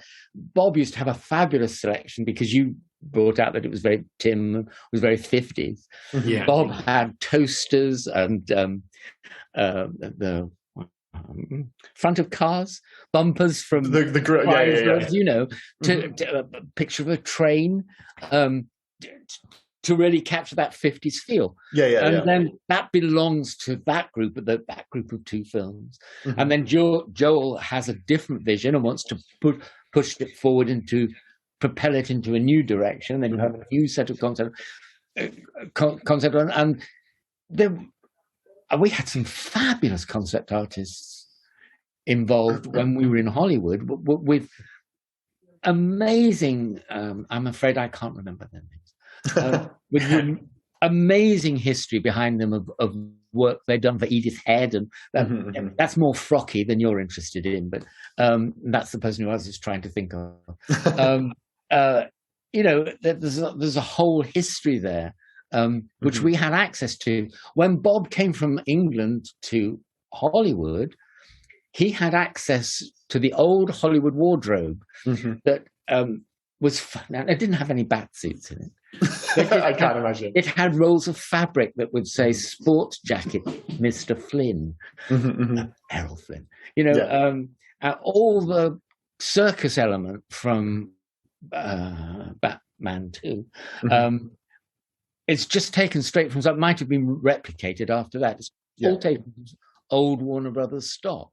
Yeah. Oh, so they just like basically using what's available to them, kind of thing. It's almost like I guess like to use an analogy. It's almost like. Sorry, I'm sure you understand that any costume team does that. You can't make everything. You can try. But I honestly, unlikely you'll make everything. So you do draw from different places. But Bob and Tim were very much on that historic thing, so it fitted perfectly. That wardrobe disappeared after that. It became a merchandising outlet, and Warner Brothers wardrobe went into a 7-story building, and everything was bar tagged. But Joel didn't want that. Yeah, of course. Joel wanted something fresh and different, and Warner Brothers were invested in his vision, and then that become people relate to that, as you say. You know, people have their favorites or they love it. That had to be a recognized icon.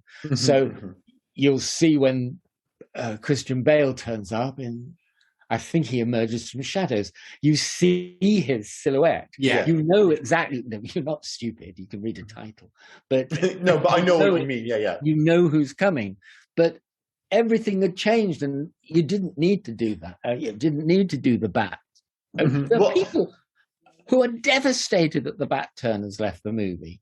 But it wouldn't have worked for Nolan though, because we're very excited that the technology and the requirements have changed, and people are able to make a totally articulated. Yeah. Look at the Batman, a film of which I've seen as a punter, and that's my only a connection to it. Look, I think that's fine. By the way, you've been on plenty of Batman films. Yeah, it's okay to say you can take one off. I can enjoy one of them at least. Yeah.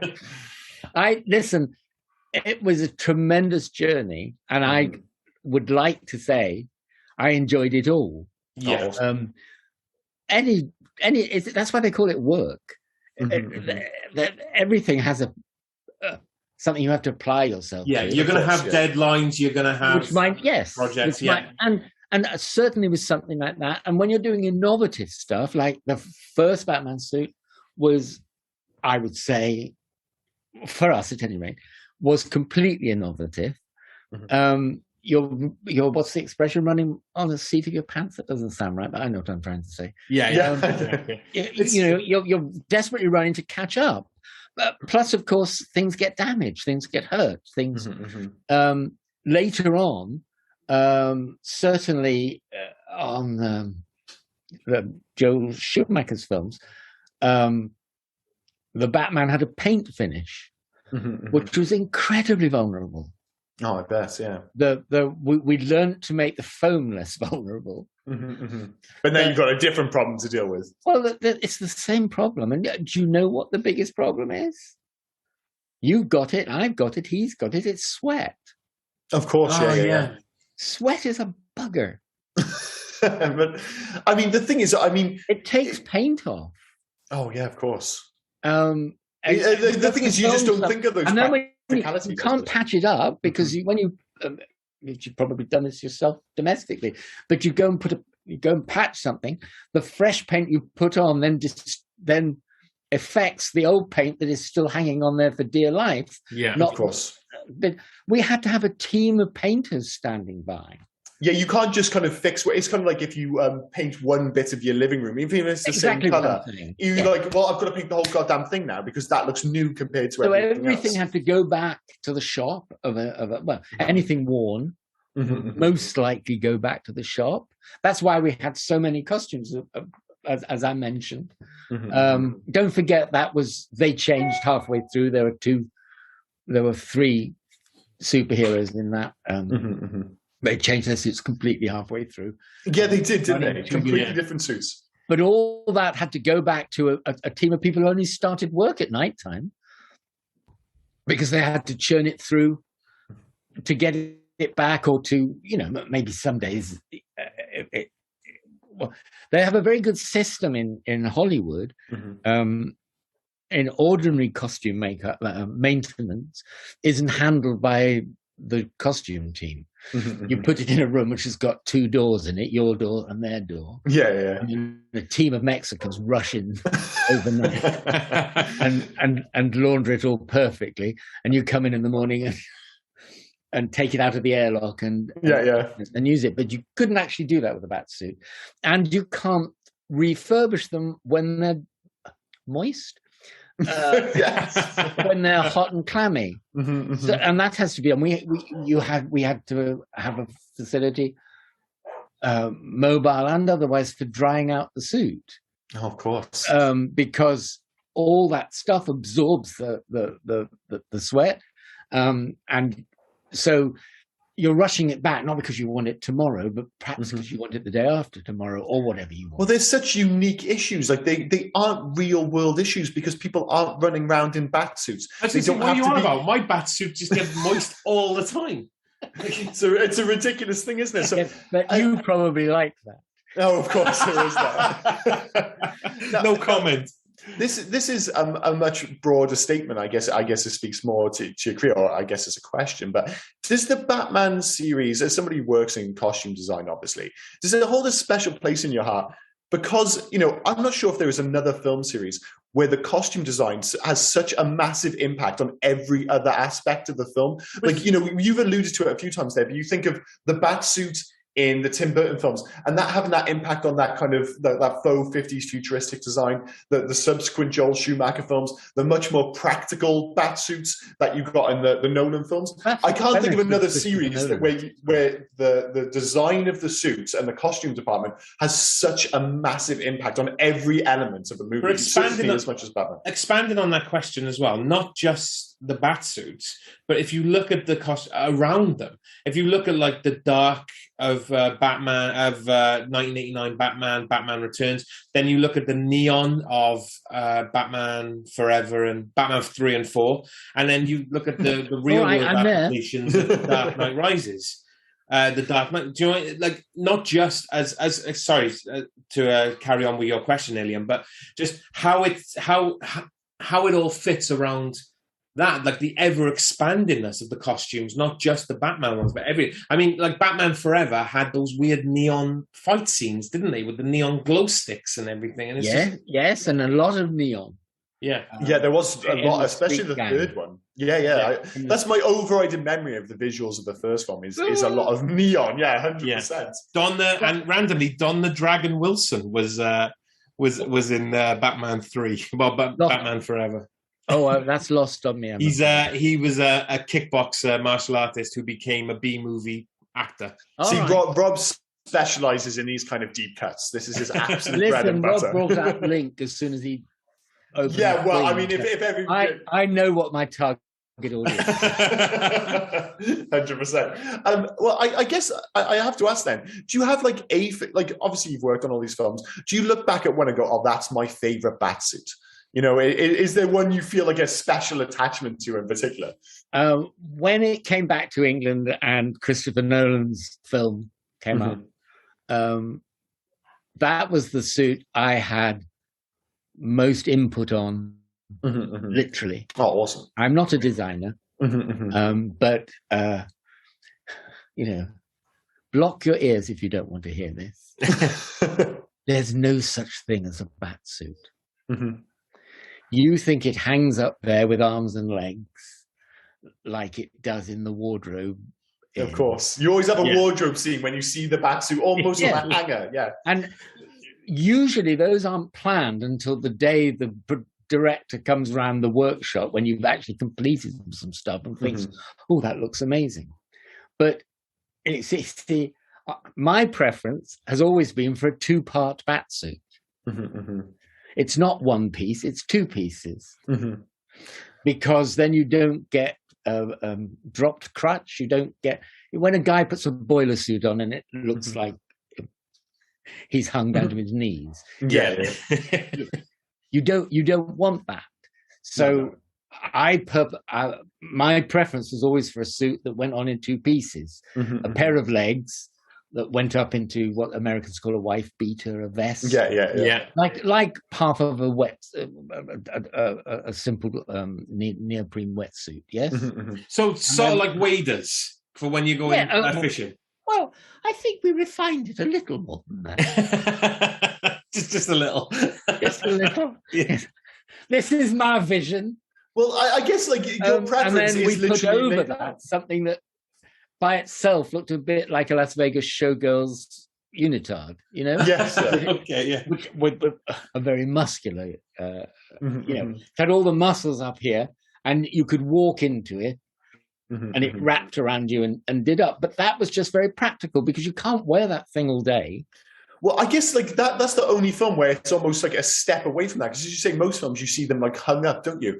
But Batman Begins in particular is the only one which breaks down the Batsuit, because when he's going around the kind of, I guess, the company office, the armory with Lucius Fox. With Morgan Freeman. Yeah, and they literally like put the words in, don't they? When you want to have a new suit, of course you do. Yeah. But by then, you see, we were using polymers on the muscles, and that's the thing that Pierre Bohanna, who ran the special effects shop, he's also done some work on the Batman. I noticed on the credits the other day.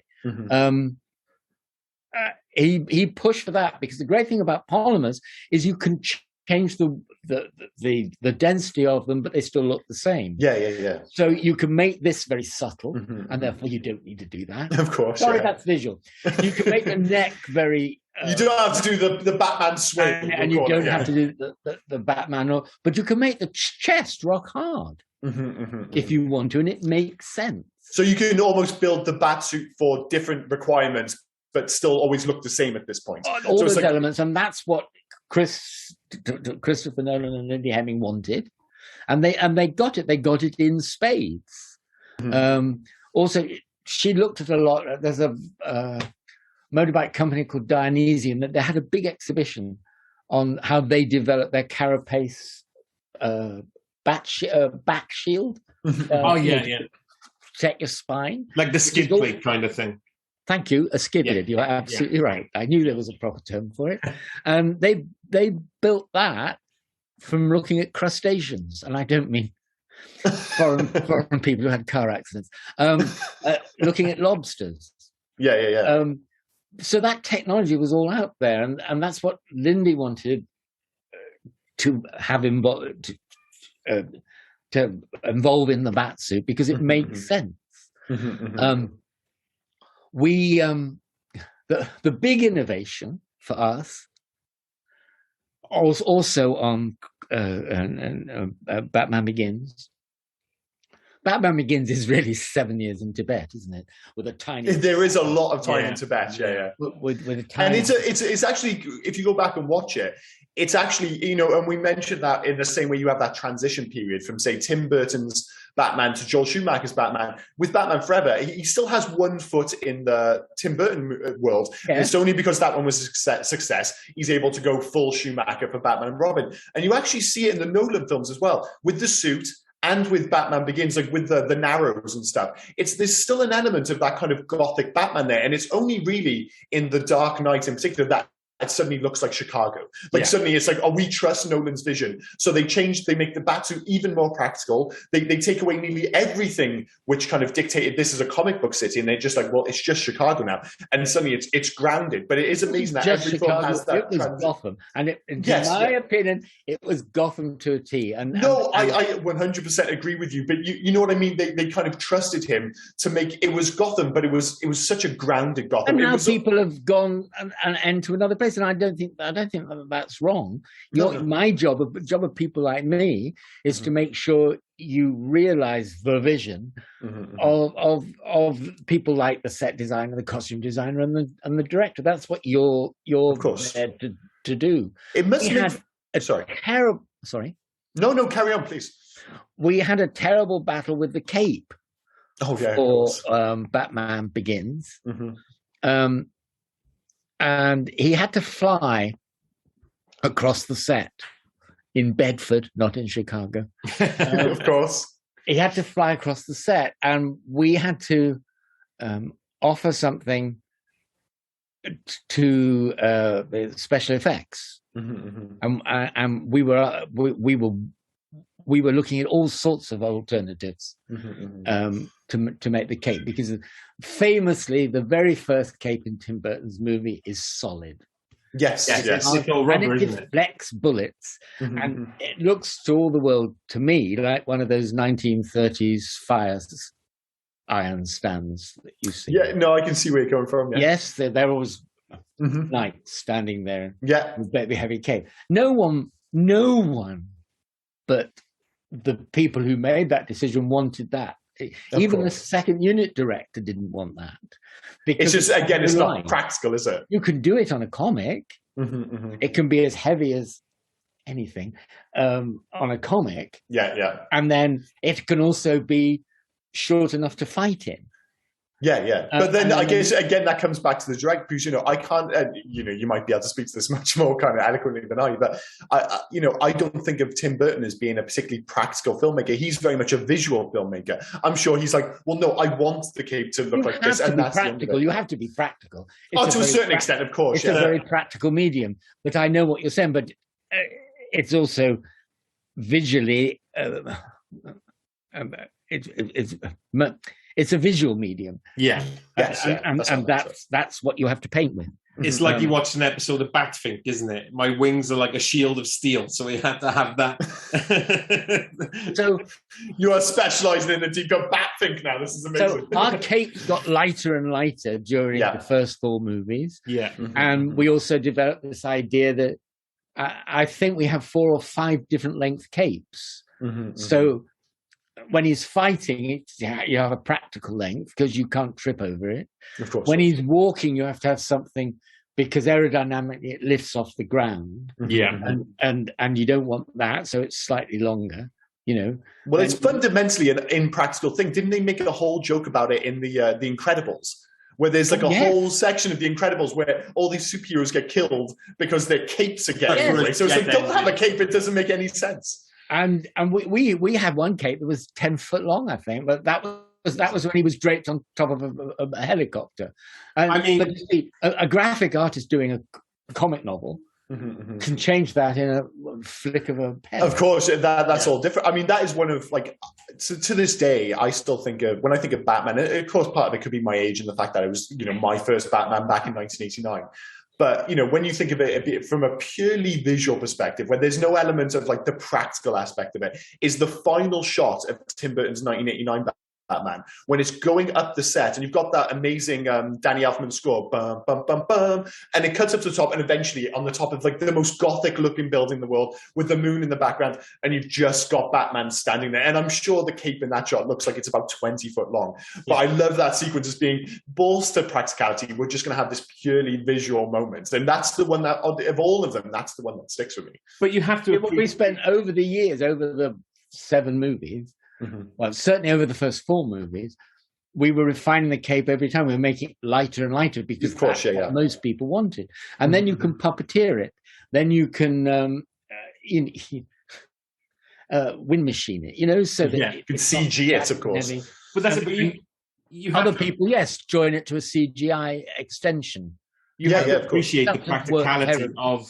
You have to appreciate the practicality of the cape, because it could have been like was in 1997 Spawn where they CG'd that cape, and that's not good. I seem to remember there's a terrible shot in Batman 3 where it's drawn in. I can't remember clearly. How do you feel about that, actually? Because, I mean, I think even now, because I'm convinced I can tell, if I watch a superhero film and they have a cape, and I think the most recent one is just behind Rob there on the wall, was Moon Knight. And you can see that the cape is CG. And to this day, you think how far CG's come. It just still doesn't look quite right to me in the same way. It's just one of those things. Well, those are the ones is the same for that. The CG in that is terrible for the cape. That feels. You notice the ones that don't work. You do, yeah. That is a lot of things. There's a lot of really clever CGI work on really mundane movies. The big example is a movie about the Kennedys. I seem to remember. Anything with a crowd. Oh, yeah, 100%. I mean, I've seen those clips online. I think it was like really random, like TV shows. It was like Ugly Betty and stuff like that. And it's just, they showed you the scene. It's just her walking down the street. But then they showed you what it was. And it was all green screen because they were filming at a certain time of day. And like you said, you would never in a million years guess that was CG or that they would need CG on Ugly Betty. But to make their lives easier, they are using it across the board. But like anything else, and I'm sure this speaks to costume design as well, is finding that balance. I can't remember what it is offhand, which is really annoying. But there's a movie with an audience in it, and they are mostly blow-up sex dolls. Oh, now I can't. I was going to let that slide. It doesn't matter what film it is. Now I'm like, I absolutely have to know what film it is. I thought you were going to mention the Citizen Kane, where they did the audience, but it was a still frame, and they poked holes in the pictures of the audience, and then shone a light to give a shadow of them moving. Yeah, I thought you were going to go with that, but screw that. You've mentioned there's a film with sex dolls in the audience. I need to know what that film is now. Unbelievable. Well, maybe we can add it in post. I'll try and get there, but I can't. But we were prepping the cape for the special effects team, and that had to fly. And it had to have movement in it. And we went completely off-piste. And we decided we would make a cape for them that used ripstop nylon and stuff that you make inflatables out of and sails out of, and you get different weights. And we wanted, but we knew that velvet was roughly where we were going.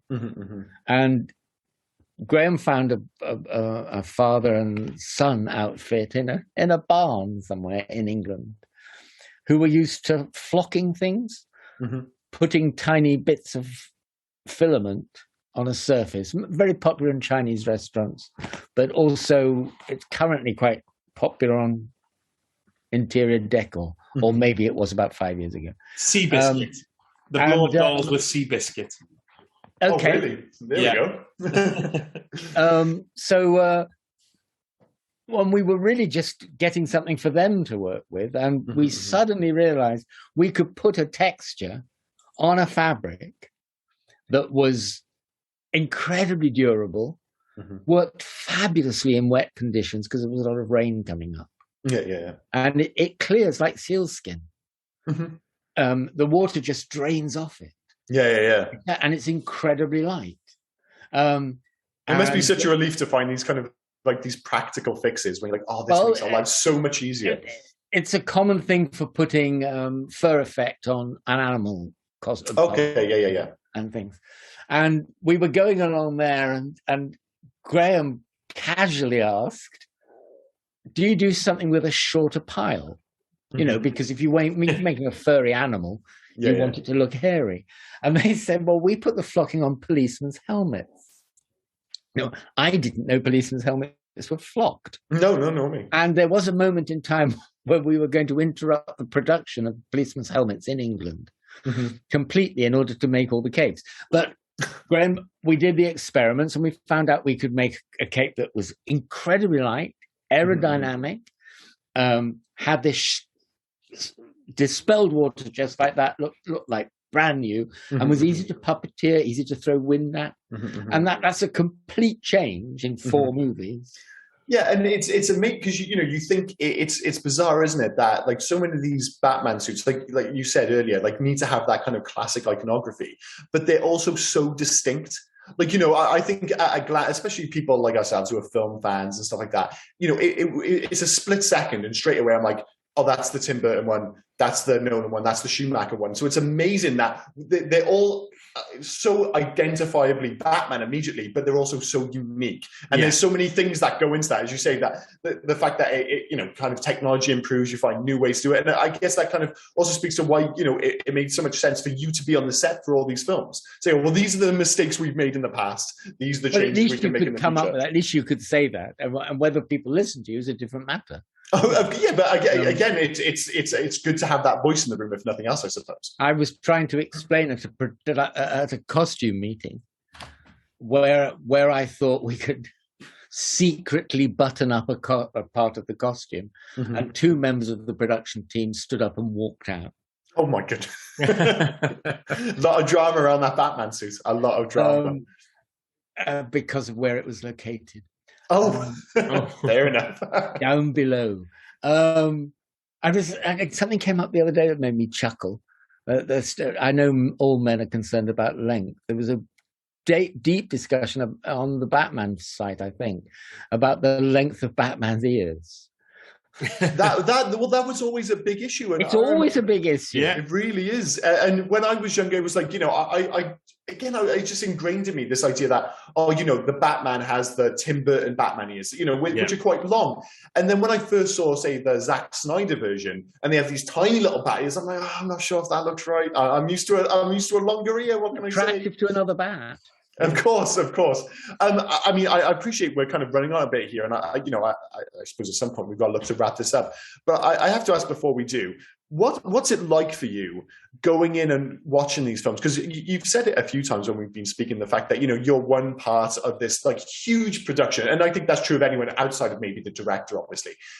It must be such a unique experience for you working on these films, and then months or years later, whatever, to suddenly be sitting there in the cinema and then seeing that vision on screen. I mean, did any of them come as a surprise? Were any of them kind of like not what you expected? Or once upon a time, it used to be a bit like holiday movies. When we went to Africa on Greystoke, we didn't see anything for the longest time, and then we came back and we saw a rough cut of the material, and then you suddenly go, oh, yes, I was there, and look at that. Like, you do something like Harry Potter. Now, I can't, don't anyone quote me on this. I believe there's something like, I believe there are over 20 real-life locations, not just sets, but real-life locations like Alnwick Castle and I went there recently. Lovely place. One of the Alnwick. Yeah. That make up Hogwarts. And for the record, Your Honor, I would like to stress that Dave was crossing his fingers when he was speaking just then. So there we go. Harry Potter fans, please don't come back at us. But at any rate, so then actually the big joy in that was just looking at the model. But certainly when you see the movie and it all goes, you go, hold on a minute. Oh, of course. I guess you can't remove yourself. We filmed that in Guildford Cathedral or Cambridge or of course. So it is, yes, and it can be very. But do you know what? I went to see Justice League And I have to stress, I was just in the team on Justice League. Okay, yeah. We did all sorts of costume elements on the special effects costumes, but it did involve Batman and Superman and that other guy. And that was just like going to the movies. Yes, yeah. Of course. I just went and I thought, because I'd not been on set, and you see, when I was in charge, when I had a team of people, where I was working with a lot of people, I would try very hard to get people on set, because not for the tourism, but so they could understand what they were working on, the vision, doing, and even just how to behave. Yes, we all know that there's fabulous amounts of free food and exciting people and all the rest of it. Stuntmen to ogle at, or whatever it is you're into. But the whole business of filming, and it's very easy to just work in a costume shop and go, oh, this fastening goes on here and this goes of course. And you have to see the pressure under which people work. When Batman 1 came about, but what was it? That costume was the star of the show. Yeah. That costume was treated, in my opinion, maybe better than Michael Keaton was treated. Honestly, I think back in 1989 for Batman, it might have been more important in terms of scheduling. Yeah. Because it was so difficult to wear, and you everything was timed around it. You move forward, all of a sudden we're working 12-hour camera days. Not 8-hour days, 12-hour camera days. And people are expected to turn up on set in costume to be used within reason at any time. If you're working a body double, a beauty double, or a stuntman, he's part of a team of people. It's their tradition to work with their team. Yeah, of course. So you put Buster, whatever Buster's surname was, you put Keaton? Buster in a Batman suit, and he has to go and help rig a cardboard box fall for somebody, or yeah. I had to ask him to stop lining sandwiches up on his forearm and offering them around the set, because I had a T-shirt made with all the things he shouldn't do. One of the things said, "The Batman suit is not a tea tray." The fact that you had to put that on a T-shirt is quite surprising. Oh, he was. Listen, those guys make or break your filming. But because they give the performance, they help the physical side of the performance. And they're there, hard working there all the time, It's just you'd prefer him not to do a stunt on a tricycle just because he wants to impress them. But so we, by the time Lindy and Chris came on and their suits, so that's halfway through, against Batman. Dark Knight. No, Dark Knight. Halfway through Dark Knight. That's a one-piece suit again. Yeah. Because it can be, because they've taken the trouble to develop that. Yeah. And it's got air vents and all that stuff in it, because of what it's built on. Also, neoprenes have changed. First Batman suit was built on Lycra. And neoprene is a fabulous marriage to latex. You can slap a piece of latex on a neoprene suit, a wetsuit fabric. Yeah. And you can't tell the join. I mean, if you've got the color match right. Yeah. Now they make breathable neoprene. All sorts of different things. So all these things develop alongside what we've learned. But filming has changed. And I guess if long nothing days. else, If you've got a 12-hour camera day, you're working 15 or 16 hours a day in a special effects costume shop. Maybe not every day, but every day that costume works, you have to do prep. You've all been impressed when you heard what did John Hurt had to get into Elephant Man. over a whole day or whatever. Yeah, of course, yeah. You go forever, and you go, oh, that's absolutely marvelous. It isn't marvelous on a practical. It isn't marvelous. You're the person inside it. Yeah, it might be interesting the first time. Yeah. I was just going to say, as a story, you're hearing it for the first time, but you have to do it again and exactly and again. So, and costume people have an obligation not to use up a performer's energy. Well, I mean, the quicker you can get him into costume, the quicker you can whip bits out so he can breathe, pee, have lunch, the better. I mean, it's amazing that you're able to speak to this, because, I mean, when you look back over your career, and especially when we're talking about Batman here, is that it's not just the evolution of a film series, but we're talking about the evolution of a genre and the creation of a genre, because, we all just kind of accept the superhero films as being their own genre now. That wasn't the case in 1989. That was very much the start of it. And, you think about everything you guys were doing on Batman 1989, you were basically establishing for what would be used as an industry standard, or at least what would be built upon for the next 30 years, which is absolutely insane. The stable of costume effects films that are out there now. It's ridiculous. The Marvel universe, I think we call it. The Marvel Cinematic, the DCEU. So you've probably got all the terms that I'm retired now. I don't. I appreciate we're getting closer to our mark, and like Liam said, we probably have to wrap this up soon. But I know we spent a lot of time talking about Batman, but I'd be remiss if I didn't ask if you had any your experiences on Legend. Now, Legend is a big thing for me. It's one of the first films I saw. Seeing Tim Curry dressed up as, credited as the Darkness, but basically he's the devil. He's the devil for sure. And just that entire film was insane, and I thoroughly enjoyed it. It's a Tom Cruise film. I mean, I'm on this podcast as quoting. I'm not the biggest Tom Cruise fan, but I love Legend. So I'd love to hear a story of if you have any of your experiences on that film. Well, I have mentioned that I was introduced to Charles Node. Charles Node was the costume designer of Blade Runner, and he was the costume designer of Legend. And he always liked to have a family team. And we had quite a small costume team. You'll have to understand, I can do this quickly.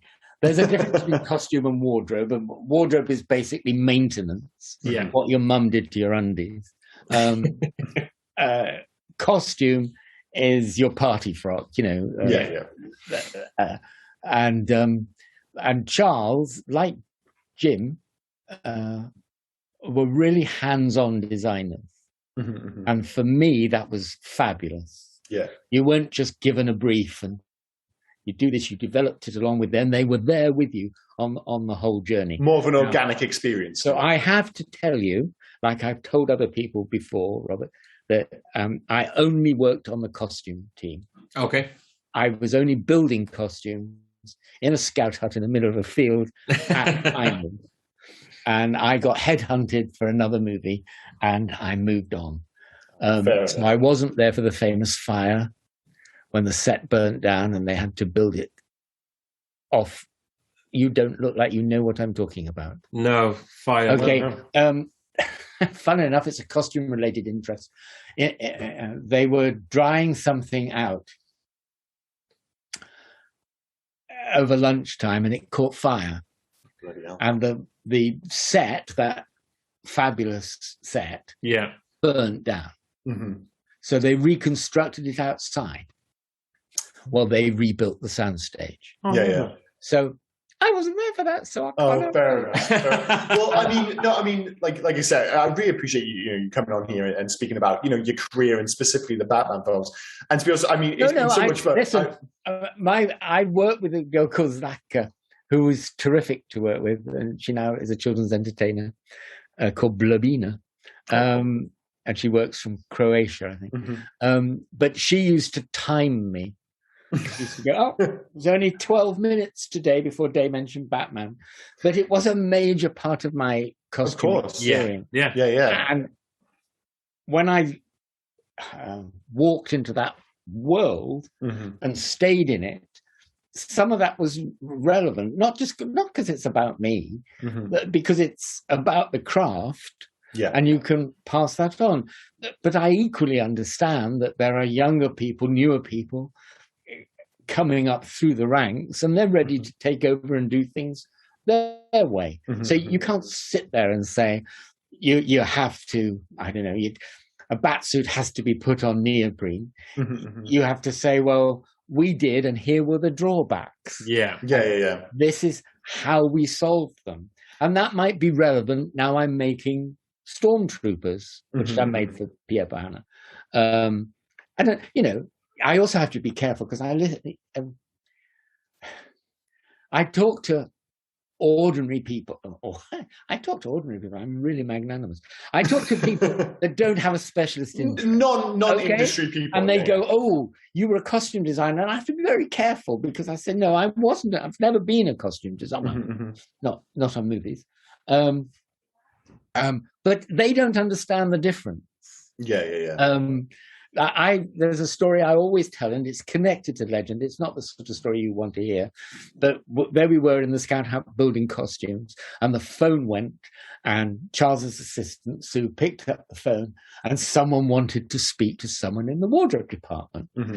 And she said, "No, you've come through to costume." And they said, "Well, what's the difference?" And she said, "We make them, and they put them on." And she found the phone down. And whenever anyone asks me, I always tell them that. So I was there at a really exciting time because filming hadn't started, and we were very much on the creative side. And Charles had some old favorites, people he was closely associated with over many, many movies. Penny McVitie, who had cut a lot of his principal costumes over the years. A guy called Chris, who did some lovely creative stuff, and a team of us newbies. Sorry, this is very unprofessional. My 3-year-old. So, come in, mate, quick. That's all right. Sorry, my 3-year-old's leaving and he wants to say goodbye. I think that's very important. I'd say it's essential. I do apologise. That was very unprofessional. I wasn't aware this was a professional gig. I can assure you it's not. None of us are getting paid, so... If it is, you owe me a lot of money. I know. Sadly not, but... I guess it's probably a good place to wrap up. It's up to you guys. It's up to you. Oh, no, it's just because we want to, I guess, kind of make it a manageable podcast. But I was he's going to edit it anyway. Honestly, this won't be edited. But it'll be like the You'll be cut out. I'll be cut out, of course. Yeah. Liam was on this podcast. Look like I've opened my mouth and talked non-stop for 2 hours. But I was actually going to suggest. Because this has been absolutely fantastic. It's been so much fun having you on the podcast. But if you mentioned the fact that what was it? Oh, Jesus Christ. Time Bandits. Time Bandits. Now I can't speak. Time Bandits was an important film to you. Maybe we, invite you back on for a Time Bandits episode, which we could have almost like a more traditional kind of like recording. Yeah, if we speaking about your podcast, you know what you want to do. It would just be amazing, if we could get you on and you just speak, what you think about the film, but then obviously get insight from working on it, kind of thing. So you have to be very careful because I listen to people talking sometimes. I sometimes listen to people talking. I listen to people talking sometimes, and I don't think Tim Burton cares a toss whether you like the movie or not. I don't think he does. Well, I guess that's always he made the movie he wanted, and he made the Gotham City he wanted, and it was very Tim Burton and Joel Schumacher had a different vision, which Barbara Ling realized, and then. Chris Nolan's is different again. Now, as I say, I saw a bit of The Batman the other day, and you think, oh, it's not. I don't look at it and think of it should have been me. Yeah, I'm not. Whatever her name was. She was a singer. Yeah, I know who you mean. I can't think of it yet. It's about. Doesn't matter. That's their game. And their trip. And it's interesting to see what survives and what doesn't. Well, it's interesting because we stand on the shoulders of the people before us, don't we? We learn from their mistakes. We we also deal with their successes. The things that worked for them, we move forward with. The things that didn't, we find new ways to do it. So I suppose for you, somebody who built that back then, the 80s, the 90s, the 2000s, doing all of that, and then seeing people take what worked for you, but also what the technology has moved forward now, they can do other things. It's probably interesting to see as well, just from a spectator standpoint, I guess. I did some work for merchandising at the end of the second Batman, because they were opening a lot of merchandising outlets at the time. And I got to go into Warner Brothers archive. Awesome. And that's extraordinary. Yeah, I can imagine. It must be amazing, like the history of that. And they have one over here now, where I've also been. And they take it a lot more seriously now. But listen, even you will understand with the fuss about Kim Kardashian's butt, that even you probably know how much the Marilyn Monroe dress sold for, the famous man. Yeah. Oh, well, they're just worth all of these collectibles now. I mean, yes, it's just so sought after. So Warner Brothers are the only people I know about on this issue, trying very hard to archive things and promote them.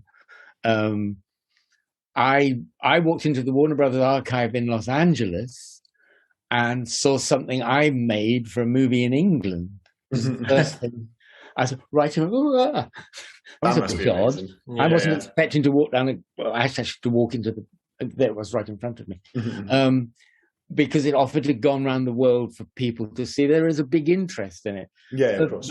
And I don't decry anyone's interest. And if people were interested, they wouldn't pay to go and see the movies, and I wouldn't have had the good time I had doing it. But and I understand people have a specialist interest, but it shouldn't get in the way of you enjoying the movie. Yeah, no. That's the difference, isn't it? Like nowadays, like with like toxic fandom and stuff like that. And I've never been a part or kind of interest in taking things that far. I mean, while we go back and we look at these films, our kind of level of interest kind of tends to stop there. It's like I'm not one of these people. If I see a film and I'm like, oh, it ruined my I'm like, no, it didn't. Like I enjoy those films. I watch these new films. I'm like, I like it or I don't. I can remove it. And I'll tell you what, Link ruined my life for 3 months. There we go, Link ruined it. And my partner used to say to me, he said, one day you will laugh about this. Yeah. Are we there yet? All the time. It was such a peculiar experience. Yeah, I can imagine. Yeah. But it makes, I guess, retrospectively, it's unique. I've made 2 movies that I don't talk about, and Link has gone off that now, so there's only one left. Well, maybe we can get that story out of you one day. No, my lips are sealed. What's that, sorry?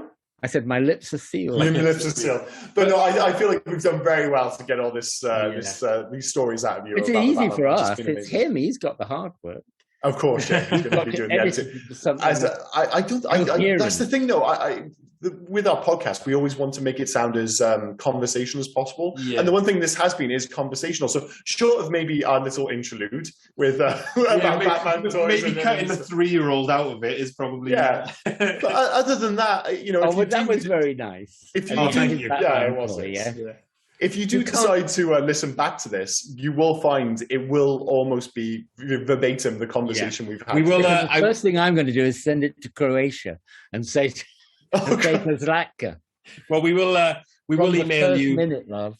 We will email you we'll email you the file, so you haven't got to download the podcast if you don't want to. We'll email you the podcast episode very file, kind. and then you can. I do hope you have enjoyed. Oh, really? Dude, honestly, it's been so awesome. much so, we'd love to get you back on in the near future. Time Bandit. The Time Bandits feels like a great one, because Time Bandits was like a massive film in my youth. It's one of those films I've seen so many times, and it changes so much from when, it's such a different film now when I watch it to when I watched it when I was 6 years old.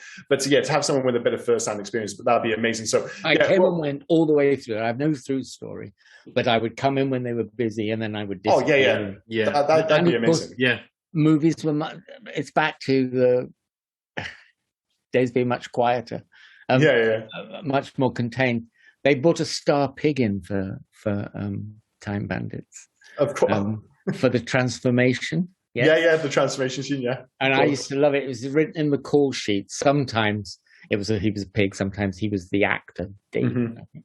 And sometimes it would be, I can't remember the character's name, I'll look it up, but it would be whatever the character was called, and it would say Indemi Pig, which always sounded to me like a rather extreme ballet position. It does, doesn't it? But yeah, this is exactly the kind of stuff which would be great for the and of course, filming is never predictable.